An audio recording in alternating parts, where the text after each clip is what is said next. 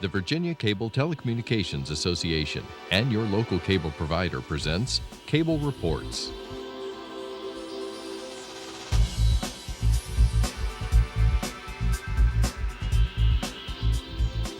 Join us now as Cable Reports brings you up to date on current issues facing the Commonwealth through discussions with your local legislators and other policymakers from across Virginia. From the General Assembly and the City of Richmond, I'm Woody Evans for Cable Reports, brought to you by the Virginia Cable Telecommunications Association and Comcast, connecting Virginians to their government. We're pleased to have Delegate Mark Cole representing the 88th District with us today. Welcome, sir. Well, thank you for having me. I always enjoy being with you. And I want to congratulate you again. You were reappointed as the Chair of Privileges and Elections. That's correct. Yep, that's the committee that deals with campaign and election laws, as well as constitutional amendments and constitutional issues. I understand that there was a signature event a few weekends ago. There was the ceremonial session of the General Assembly in Williamsburg, Virginia. Tell us about that, because that only occurs every 4 years. Yeah, that's correct. It's something we do every 4 years, where we have a ceremonial session down in Williamsburg in the old the rebuilt House of Burgesses building down there. And really, it's a way to recognize and acknowledge our history, and also, I think, get a little bit of press for Williamsburg and the tourism industry down there. So it's a nice event, and certainly I would encourage any viewers who haven't had a chance to go down to Williamsburg. It's winter right now, so there's not a lot of big crowds down there, so you can get down there and enjoy the sights and the history down there without having to fight a crowd. I understand there was an interesting debate put on by a couple of actors regarding the adoption of a constitution. Yeah, that's right. They did. They had, I think it was Patrick Henry and actors portraying Patrick Henry and James Madison doing a debate over whether or not the Constitution should be adopted. And you know, much to some people's surprise, Patrick Henry was very suspicious of the Constitution and thought that it gave the federal government too much power. And I got to say that looking at the way things are now, he may have been prophetic about it.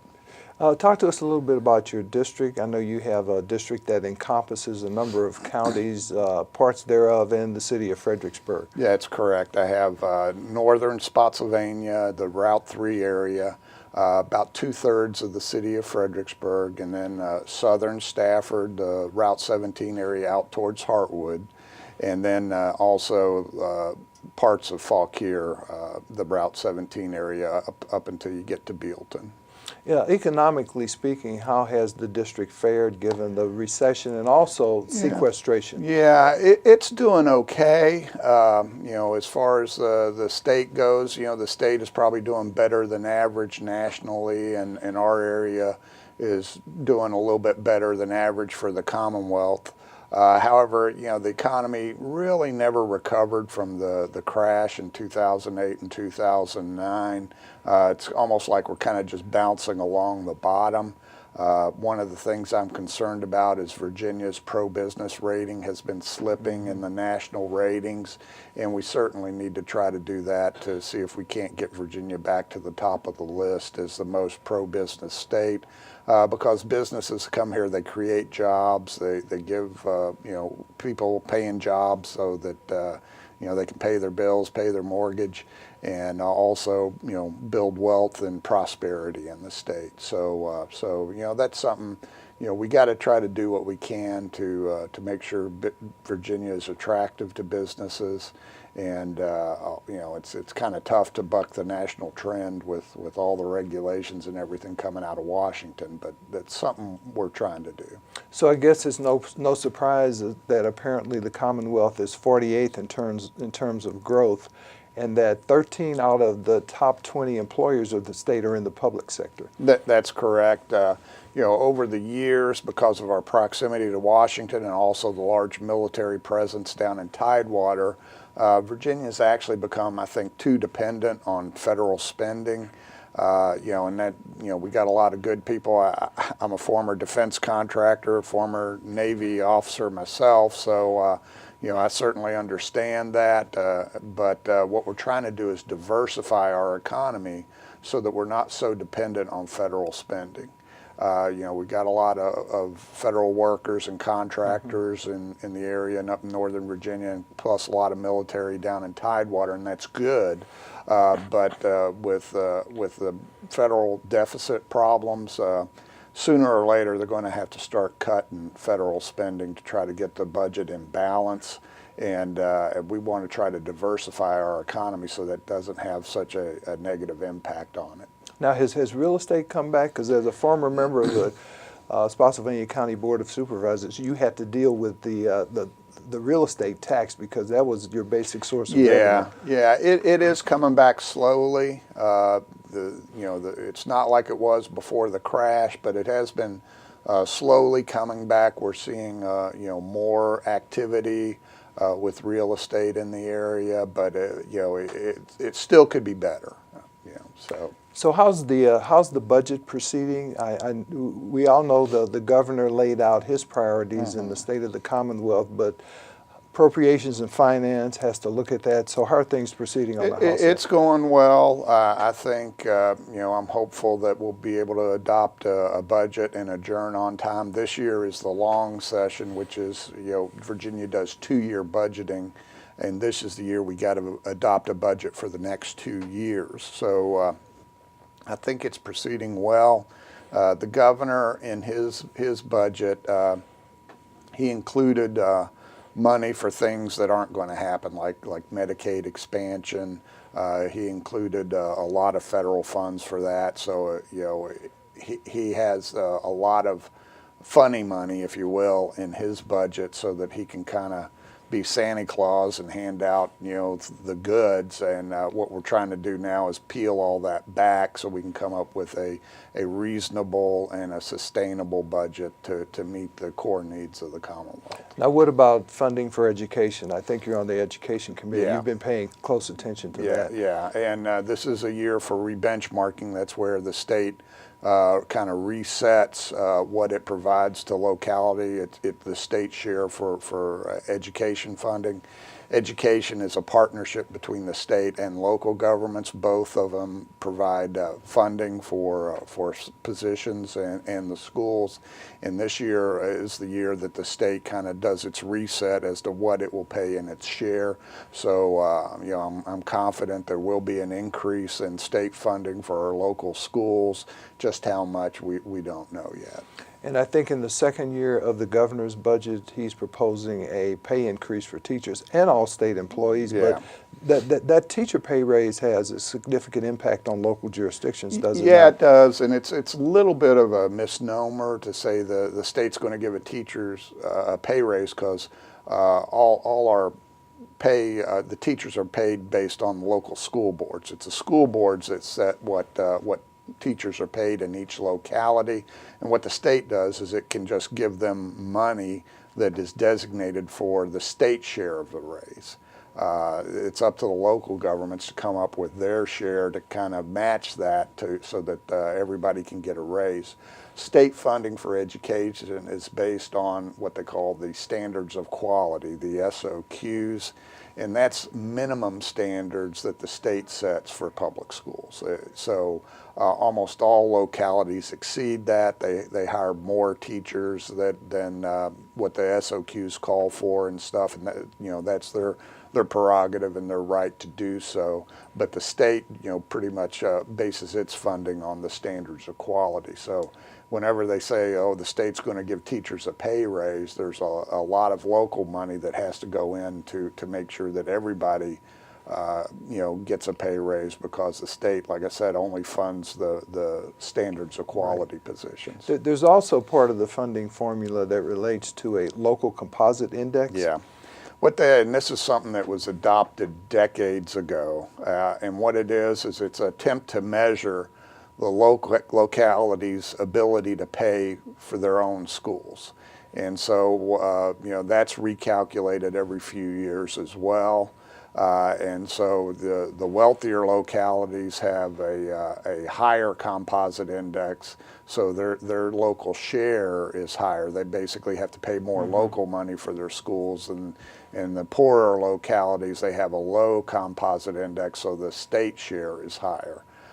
You know, it's very controversial, and there's people that want to change how the funding's doing and stuff, but the problem is it's tough to get you know, a majority of the General Assembly to agree on what should be the new formula for that. So we're kind of stuck with the current system right now, and you know, it's not all bad, but it does have some issues with it. And we're still attempting to implement reforms to the standards of learning, as I understand. Yeah, that's an ongoing process. The standards of learning are standardized tests that were adopted back in the 90s to measure how students are performing in each school. And that was done, you know, because they were having issues with, you know, what kids were being taught in one part of the state did not necessarily match what was taught in another part of the state. So like let's just say an algebra class in Fairfax was not necessarily the same as an algebra class in South Hill, let's say. And so what the state did, and this was, I think, back during the Allen administration, they adopted the standards of learning, which were standardized tests at certain grade levels that students have to take and pass, and the schools are actually kind of scored on what percentage of students pass and so forth.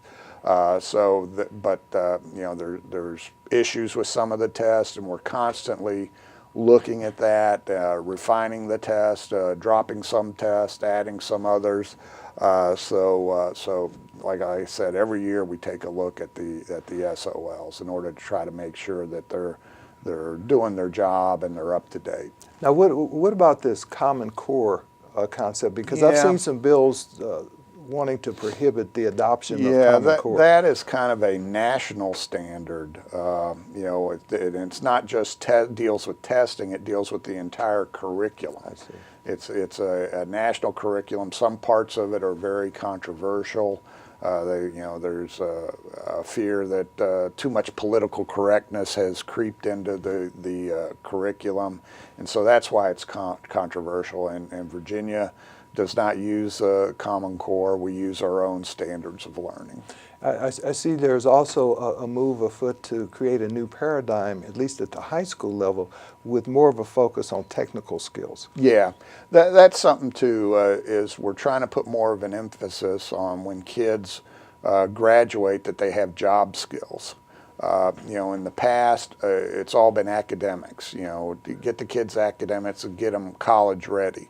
And that's not bad, but not all kids want to go to college, and not all kids really should go to college. But they all need to have some type of marketable skills when they graduate so that they can get out there in a very competitive and tough job environment and start a career. And so that there's been more of an emphasis on what we used to call vocational training and stuff like that. Now it's, you know, career and technology training. And so we're putting more of an emphasis on that in order to give kids some marketable job skills when they graduate. Yeah, I've seen some numbers that suggest in terms of cybersecurity opportunities, there's like 17,000 jobs out there now.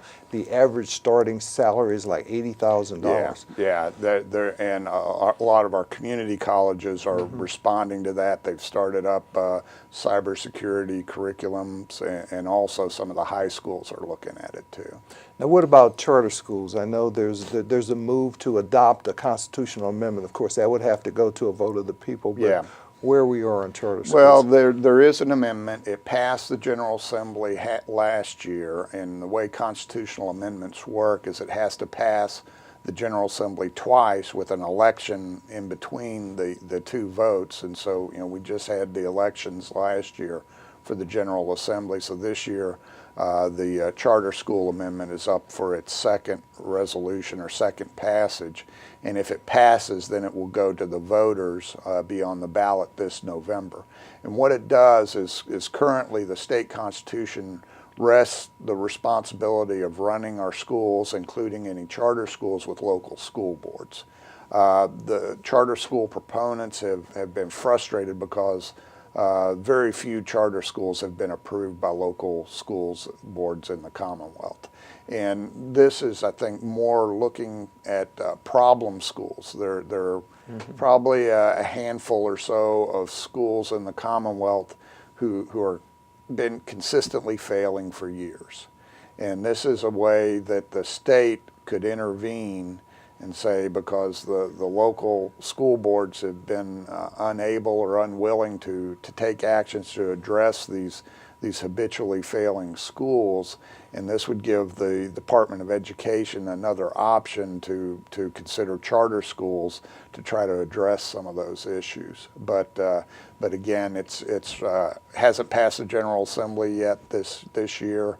And it needs to pass this session and then be approved by the voters before it could go into effect. Now, there are a number of parents who teach their children at home, homeschoolers, and there's always been this issue about their ability to participate in high school athletic programs.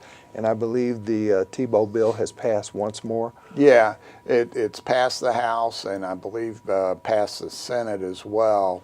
Last year it passed the General Assembly, I think, for the first time, and Governor McAuliffe vetoed it. And it doesn't mandate anything. It just gives local school boards the option of, if they wanted to allow homeschoolers to participate in extracurricular activities like sports, it allows them to do so. The argument of the homeschoolers, and I think it's a valid one, is that, hey, we're paying taxes to support the schools. Just like everybody else, but we're not utilizing the services, so we ought to be able to use some of the services since we're already paying for it. But again, like I said, this is something that would leave it up to the local school board to decide to do. And you know, some areas where they have plenty of kids participating in extracurricular activities, the school board may decide not to do it. In other localities where they may be having trouble fielding enough players to have a team, it may be something that would work well for them. But last year, like I said, it passed, but Governor McAuliffe vetoed it, so I'm not sure what its fate will be this year. You have community colleges in your district, and they play an important role. You mentioned certifications earlier. Talk to us about the need to continue to fund those at adequate levels. Yeah, and I'm an alumnus of Germanna Community College, so so I think community colleges provide our best higher education value. They're very affordable. They have good quality programs, and they're constantly trying to keep them up to date for workforce training. Cybersecurity is an excellent example of that. I think they tend to be more able to react more quickly than our four-year institutions do, plus they're cheaper. They focus more on the student and the training rather than you know, a lot of the extracurricular activities. So I think our community colleges probably give us the best bang for the buck when it comes to higher education. And of course, for those who do want to go to our institutions of higher learning, there is the 2+2 program, is there not? You can go to a community college, you know, get your associate's degree, and your credits will transfer to one of our four-year institutions. So. There are also programs for veterans who are now returning from theaters of war who have gained tremendous practical experience in different areas to translate that into certificates. Yes, that's true too, because there are certain licensures and certifications for skills that are offered by the state, and what we're trying to do is take these military members who've been trained. EMT is a good example of that. You know, you take an Army medic or Navy corpsman who has a certain amount of training and try to transfer that or translate it into the state's certification of EMTs, those type of things. And we're trying to make that more easy and streamline the process so that these veterans that have valuable skills and training can transition into the civilian workforce. From your perspective as retired military, how has the Triple V program worked, the Virginia Values Veterans Program? I think it's going along well. That's a program to make sure that Virginia recognizes our veterans and gives them the credit due for their services, and this certification program that we talked about, is certainly kind of encompassed under that umbrella. Virginia has a large number of veterans and active duty military in the Commonwealth, and we certainly want to recognize that service and do what we can to help them in their transition and to civilian life.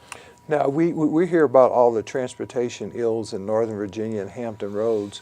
What kinds of needs exist in your district? Well, I-95 has been a mess for 30 years. And so I have legislation and a budget amendment to try to force the issue on 95. As you know, a few years ago, they extended the hot lanes down to North Stafford. Originally, those lanes were supposed to go all the way down to the Massaponack exit in Spotsylvania. Somehow, when they negotiated when VDOT negotiated the contract a few years ago, they only went down to Garrisonville. And that has kind of created a big traffic problem there at Garrisonville. VDOT recognizes this, so they are going to extend the lanes a couple of miles, but that's really kind of a Band-Aid. They need to be extended all the way into Spotsylvania, to try to get past a lot of the big traffic gridlock. And also, it's not just the hot lanes. We need to look at other means to facilitate transportation between Spotsylvania, Fredericksburg, and Stafford. There's a lot of traffic, that goes between the localities there, and 95 and Route 1 tend to be the main corridors because there's really no other way. And so I've got a bill that would task VDOT to work with the localities in the area to come up with a plan to try to expand 95 and also facilitate transportation between Spotsylvania and Stafford. So they need to cooperate a little bit more, like Go Virginia is trying to. Yes, they do need to cooperate, really, I-95 I think needs to be a higher priority statewide. Seems like all we hear about is I-66, and sure, they have their problems on I-66, but I-95 is kind of the main street of the East Coast, not just Virginia. The entire East Coast drives up and down 95, especially on weekends. It seems like there's no good time to go on 95 now, and we need to again make it a high priority for VDOT and the governor to try to do something to address this traffic problem on 95. Did the 2013 transportation funding mechanism raise enough money to take care of all of the ills? It's raising, and no, short answer, no, it really didn't raise sufficient funds. I mean, it did raise additional funds, and it's early in the process, to really measure its full impact. The problem isn't just funding. The problem is you got to study something for 10 or 15 years before you make a decision on it. We've just got to try to see if we can't streamline that process. Because if you want to do any major road project, not only does the localities have to approve it, but then Richmond has to approve it, and then even Washington has to approve it. Any kind of road project, it has to be studied by the EPA, the Federal Highways, DEQ, the Army Corps of Engineers. I mean, there are just way too many hoops to jump through. So it takes you to go, a good decade or more to go from the planning to actually building something. And we'll never catch up if we don't streamline that. And of course, I think it was House Bill 2, which set forth a number of critical criteria to determine funding, at least at the state level, and that's why I-66 has been in the news so much. Yeah, that's part of it, and House Bill 2 was an attempt to try to take the politics out of transportation funding. I think it made some progress in that area, but probably not enough. but we are trying to distribute funds more based on need rather than politics. Now, you've got an asset forfeiture bill in again this session. It Yeah. was in last year. Talk to us about that. Well, it's a bill right now under current Virginia law. You can lose your property and money without ever being charged of a crime.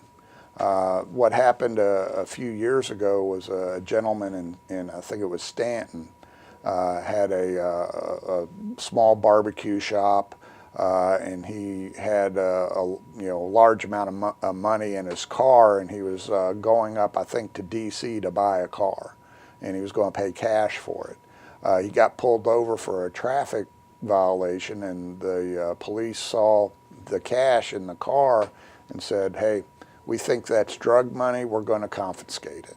And they never charged him with any crime, and he ended up having to sue the police in order to get his money back. And the burden of proof was on him. Yeah, then once you sue, you have to kind of show that, hey, that's not drug money, that's Right. my money. And so he eventually did get his money back, but I'm of the opinion that if you're haven't been convicted of a crime, you shouldn't be in danger of losing your property. And I know a lot of the law enforcement, and by and large, I think our police, sheriffs, the Commonwealth's attorney do an outstanding job, and any abuses are extremely rare. But I think we need that protection in Virginia code that says, if you haven't been convicted of a crime, you ought to not be in danger of losing your property. What it did, it passed the House last year and was killed by the Senate Finance Committee. Right now it's proceeding through the House. We'll see what happens when it goes over to the Senate. We got a minute and a half left, but one of the more controversial pieces of legislation that you introduced relates to restroom facilities and Yeah. the use by transgenders. I understand that bill has been passed over as a result of Yeah. some litigation that's Yeah, pending now? currently there's ongoing federal litigation, and this was brought by a group of parents in Stafford, where a boy wanted to start using the girls' restroom facilities. Initially the school allowed him, but then the school board reversed that policy when parents complained about it, and they asked me to have a state policy set. The General Laws Committee declined to proceed on it because of the pending federal lawsuit. So it's kind of at a standstill right now. I think it's common sense legislation to protect children's privacy.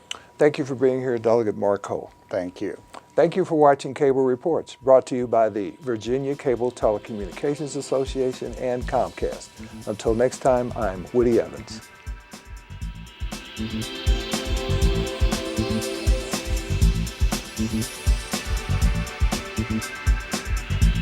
Mm-hmm.